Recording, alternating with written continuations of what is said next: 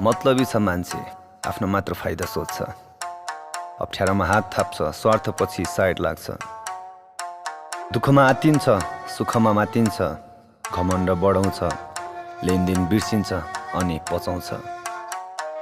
मेरो बानी छ सबैलाई विश्वास गर्ने, सहयोगका हातहरू अघि बढाउने, सबैलाई ससमान व्यवहार गर्ने, अरूको पीडा देख्न नसक्ने, मानवतालाई नै अगाडि राख्ने, अरूको दुःखमा सधैँ साथ दिने, समस्यादेखि पछि नहट्ने, सधैँ नै राम्रो सोच विचार राख्ने। तर मान्छेले यसबाट फाइदा उठाउने, सोझो छु भनेर धेरै नै हिट्ने, दिएको पैसालाई बचाउन खोज्ने, तिर्नु त कहाँ छ र उल्टै थर्काउने। दिनरात खट्या छु पैसा कमाउन, परिवार अनि घर व्यवहार धान्न, साँचेर राख्या थिए समस्या टार्न, दिएको थिए सापट दान गरे होइन।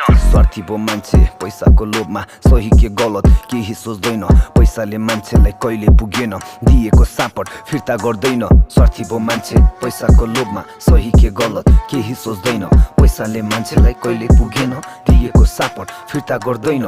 कतिलाई मैले दुःखमा हेरे, फाइदालाई थिएन निस्वार्थ गरे, गुण भन्ने कुरा सबैले बिर्से, उल्टै नै मलाई खाल्टैमा हाले। कारोबार मैले धेरै नै गरे, आफ्नाले त झन् पैसै पचाए, साथी भनाउँदा नतिरी पन्छे, जिन्दगी भरलाई नातै बिगारे। अब के गर्नु र आस मैले मारे, मेरै गल्ती हो भनेर सोचे, सबै पैसालाई माया नै मारे।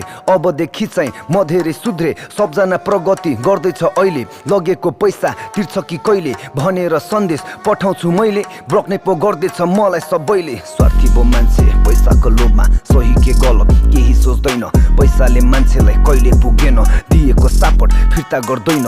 स्वार्थी भो मान्छे पैसाको लोभमा, सही के गलत केही सोच्दैन, पैसाले मान्छेलाई कहिले पुगेन, दिएको सापट फिर्ता गर्दैन।